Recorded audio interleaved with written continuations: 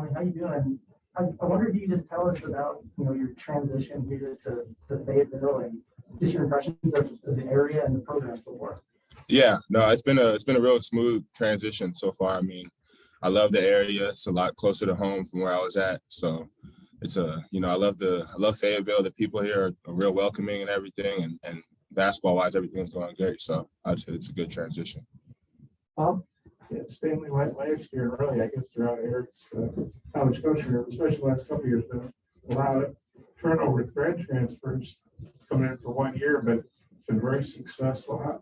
How do you think you guys are meshing? You were here all summer, right? Yeah, I was here since May. So how do you think you guys have meshed throughout the new guys and the returning guys? How have you meshed throughout the summer, fall, now into fall camp? We're doing a great job of that, actually, off the court and on the court. Everyone gets along. We all we did a lot of team bonding activities over the summer, which was real nice to just learn more about each other and just keep improving that way, because we're just going to be as good as close as we are. We're going to be better that way. So we've been doing a good job of meshing and building chemistry. And last year they couldn't really do much team bonding stuff because of COVID. Can you give us some examples? Like, did you guys not go bowling together? What sort of stuff? Yeah, no, we didn't do bowling. I'm not a big fan of bowling, but we did some laser tag. We went to rock climbing. We did some kickboxing classes and some boxing classes, all types of stuff like that, just different type of workouts. Yeah. One of the leading returning scorers in Division I, and I'm sure Arkansas coaches broke down film and saw the ways that you score the ball. They got some packages for you because of your ability to score from the mid post and pretty much all of them have a court. Mm-hmm. Yeah, no, we're gonna have some sets, to take advantage of mismatches. Coach is trying to play me around the 4, 3, 4, or maybe even some 5 if I need to. So it's just gonna be about the matchups and wherever I could get on the floor. He knows I like to post up on the left block.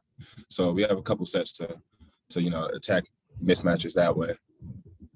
John? Stanley, I was just wondering if you could just assess your work this summer and what did you want to improve and just feel like you did that? Yeah, I feel like I've gotten way better this summer. The coaches definitely, fulfilled their promise of making sure they put people around me to, make sure I'm getting better every day. And, we got GAs on call, and we got, gym access whenever we need it. So I've just been really working on my, ball handling and shooting, trying to get better that way.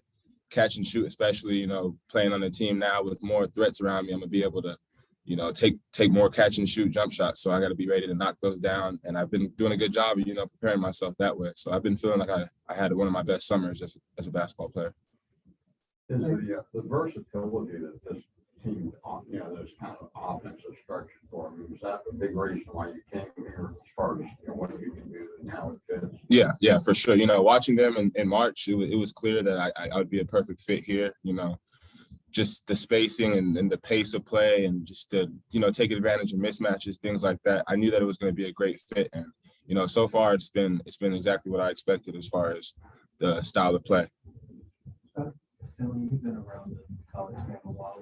What do you find unique about Devo that maybe, a lot of other guys, some qualities that not a lot of other guys will possess? Yeah, no, he's extremely unique, like crazy kind of. It's just a different type of game that he plays, but it works. Like he's got a weird, like a different, like herky jerky style of play, and like it's different. I've never seen anything like it, but he's a real good player. He's real good playmaker. He didn't play much of the one last year. I saw it with Jalen Tate, but I think that's his natural position. He plays the one, and he's real good at it.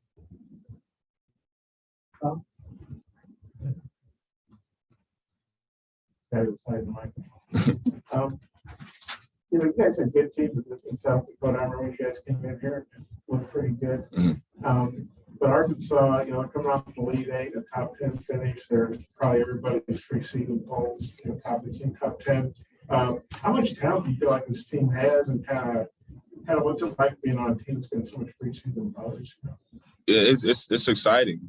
We like that. We like that pressure. I know that the guys coming back from last year, we've been talking about that rage that they have from not making it. None of them are satisfied with the Elite Eight appearance, and I could tell none of them are satisfied with that. They're trying to do Final Four or win it all. So, it's just fun to be around guys like that. It's all the same mindset.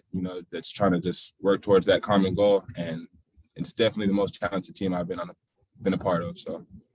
Coach, Coach was telling us, I guess your former coach was an assistant to his, and so they kind of helped with like terminology and things like that. Have you noticed that? I mean, has it been a little bit of an easier adjustment because of that aspect? Yeah, no, I've noticed a lot of things that they have in common as far as like intensity, you know, making sure everyone's going hard at all times, and the terminology, yeah, and it just they don't like a lot of the same things. A lot of the same things my former head coach didn't like, Coach Musselman doesn't like, and you know they appreciate the same things as well. So that did help with the transition a lot.